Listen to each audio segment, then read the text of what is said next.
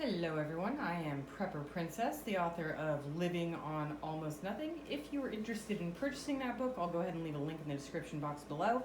Today we are doing a review of the Vanpower Superpower Pro, which is a 2000 watt unit. Now, I just opened this thing. I mean, like, just opened it.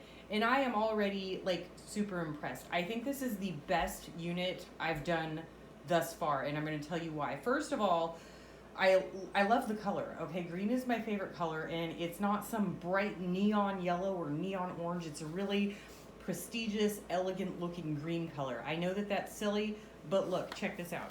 Okay, so you look at the top of the unit, right? And I was like, how do these things, I can't do this, I don't know, because I'm blonde, I'm sorry. But look, this pulls up like a luggage case, and it's got these two wheels on the back, and you can pull it around like luggage, which is awesome because the bigger the unit you have, the bigger the battery bank is on the inside and the heavier the unit gets. And the heavier the unit gets at 2000 watts, they get pretty tough to lug around, okay? And if you've got this luggage thing and you're in a bug out situation, this is like, I'm super impressed with that. Another thing that I am super impressed with, I'm just going over the specifications right now. And it is a 2000 watt unit like normal. Most 2000 watt units allow for a 500 watt input. This one allows for a 600 watt input, which is awesome. And it comes with a 2-year warranty. Now, I know I'm trying to sound like I'm selling this, but if I were gonna buy one, I would probably buy this one. I do get my products for free, of course, from the manufacturers that provide them, but it did come with the cigarette lighter adapter to the Anderson cable. Comes with MC4 connectors, and then, I'm sorry, it's not the Anderson, it's the other one. And then it also comes with these 2 USB ports that turn a regular USB like a laptop or something else, and it turns it so that you can power it right here. And these are 20 watts and 100 watts, which usually they're 5 to 7 watts. So this is gonna charge it a lot faster. The display is looking pretty awesome right now. I just plugged it in, I just got it, and it's charging. So I haven't gotten the charge fully done yet. I literally just plugged it in. So it's got 13 hours to recharge, and it's doing it at 161 watts, which is great. The wattage to me is not important unless it does it at over 1,000 watts. When it does it at over 1,000 watts, you run the risk of blowing out your fuse because it's just so many watts. But when it's doing it at a safe and slow 160 watts or so, 170 watts, you're in a really safe position to get it charged without blowing any fuses. So I just want to let you guys know right off the bat, before I've even tested the unit, I am already super impressed. So I stand corrected. It was charging at like 160 watts. Now it's at 1748 watts. I prefer the lower wattage and longer charge time, but usually units don't come in at 0% charge, but they're usually around 30%, but they've been in storage. But 1789 is pretty high. Got to be careful with this one then. Right now we are testing the Vanpower's Superpower Pro on the refrigerator. It is the largest energy consumer in any home next to air conditioning and heating. I turned it on at 1 o'clock, it's 1:30, but it's doing fine. And I'm just gonna leave it on until it runs out of juice. And let's see. Oh. Right now it's still at 98%. That's pretty good. So it's got an output of 70 watts right now. So we're just gonna keep it going and see how long it lasts. One quick update, if this were a long-term grid down scenario, I would be taking everything from my refrigerator, which is a Whirlpool 11.1 cubic foot refrigerator. I'd be taking everything and putting it in an electric cooler because the electric coolers use a lot less energy and it would just last all that much longer. But since this has 600 incoming watts available to it, I actually wouldn't need to. This could just, the 600 watts would be coming in, using 70 watts going out on the refrigerator. I mean, you can do the math, 600 in, 70 out. It's gonna essentially last forever. And an air conditioner uses up to, a small window air conditioner uses up to 700 watts, but it's usually around 500. So might even be able to do the full refrigeration and air conditioning because I live in the desert for those few brief months out of the year to keep the house cool enough so that we don't die of heat exhaustion and sunstroke. But other than that, these are really, really important for any sort of grid down. Actually, the electricity has gone out here several times since I've lived here, and every single time I didn't even notice because my living room is on complete solar. So there you have it. All right, so it is still going strong. It has been 25 hours and it still has 14% life. This is probably the longest lasting unit that I've had with my refrigerator. Usually it's between 12 and 15 hours. This one's been 25 hours and there's still some juice left. So I just want to let you guys know that this unit is super powerful and it has a lot of storage capacity. Test number 2, this is the biggest energy user, and that is an air conditioner. So this is just a small window unit.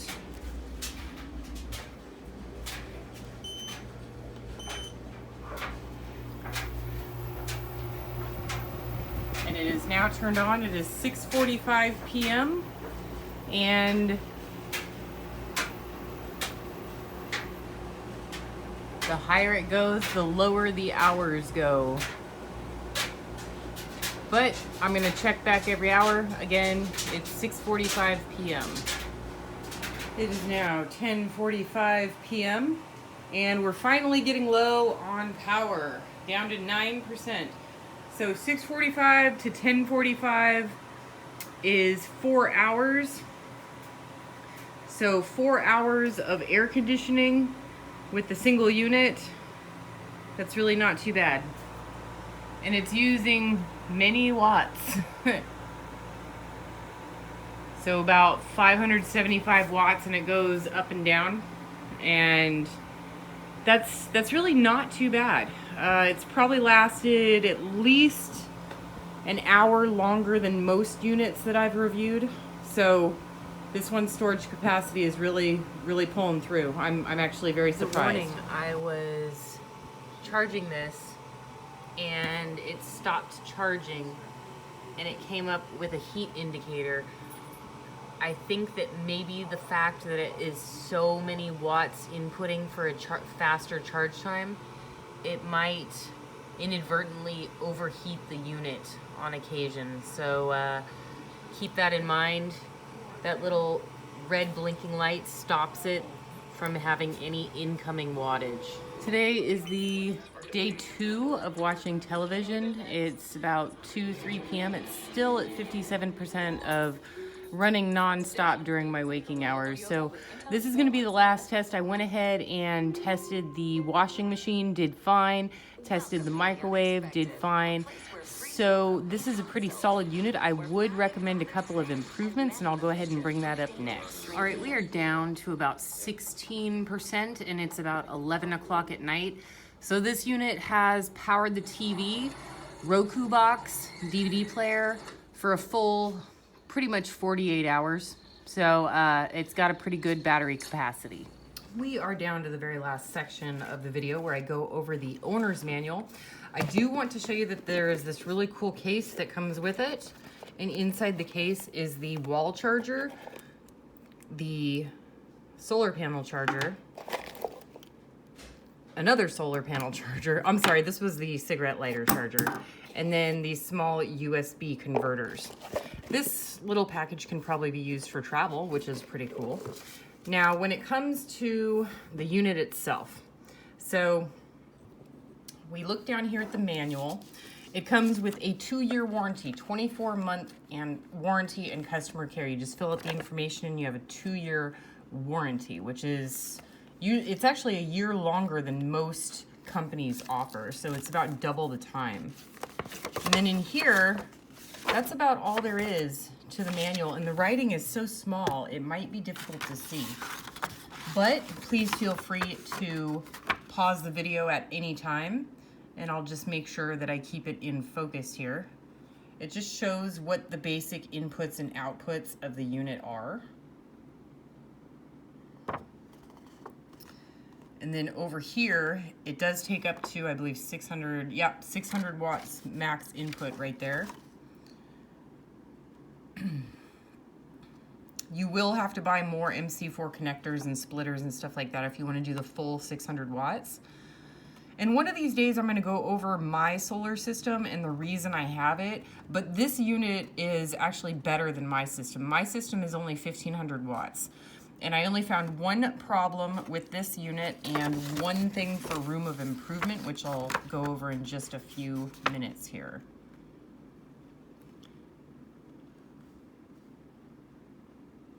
And I do like the fact that once you turn it on, it goes dark.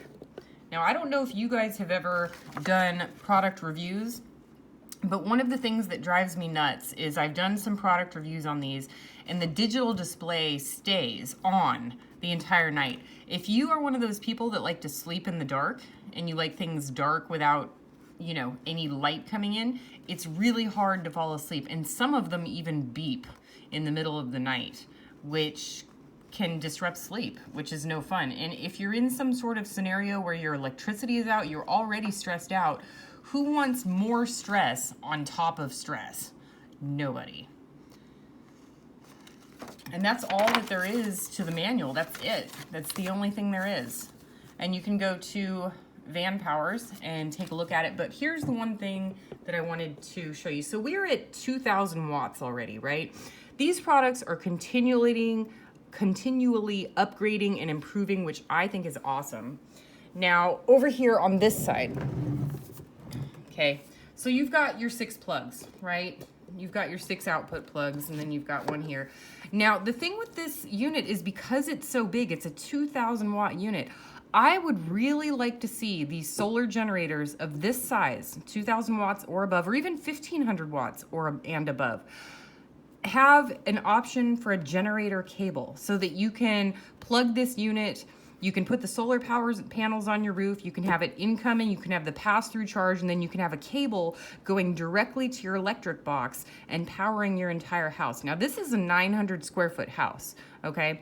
But with the peak wattage being so high, and with this being a 2000 watt unit with a 600 watt input, I am fairly confident that if I am really conservative with my electricity and I don't heat my hot water heater, but I'm really conservative with my electricity, I could power this whole house with this unit if it just had a connector cable that I could connect to directly to my electricity box. So Vanpowers, you are by far pretty much the best unit that I've seen. I would really, really like to see that.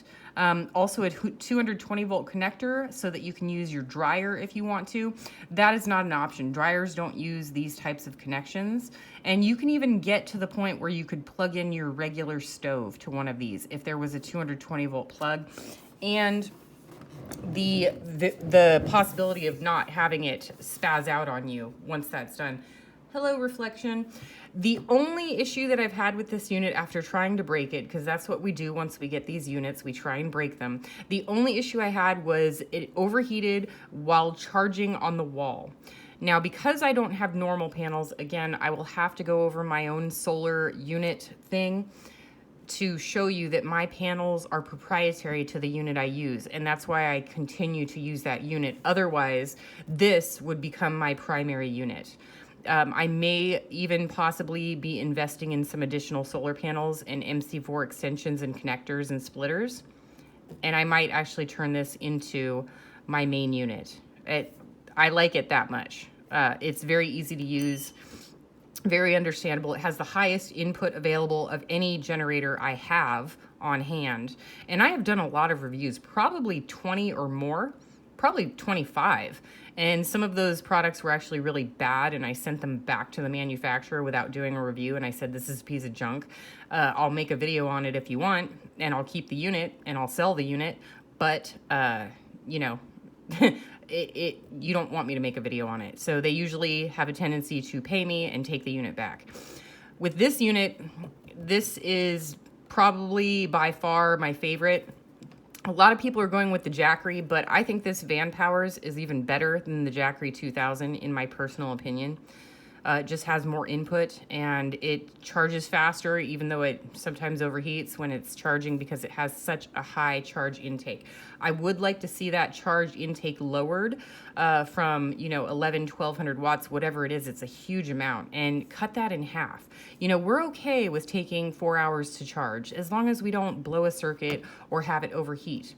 That is the main thing with this unit. So Vanpowers, thank you so much for letting me do this review. I love this unit, especially love this luggage option that turns it into a piece of luggage that is easy to lug around on a sidewalk. I love that option. It's the first unit I've ever had with that option. And just statistically, most preppers, most people who prepare are age 55 and older, and this is a very heavy unit. All 2000 watt units are heavy units because the internal battery structure is going to make it heavy. So having that option as luggage with the wheels is amazing. I really commend you on that. So let's get that 220 volt system in the generator to electrical outlet plug going, and you guys are going to be like top dog. Seriously. You guys rock. So for those of you interested, I'll go ahead and leave a link down in the description box. And again, this is probably my favorite unit thus far. Do what you can with what you've got. Prepper Princess out.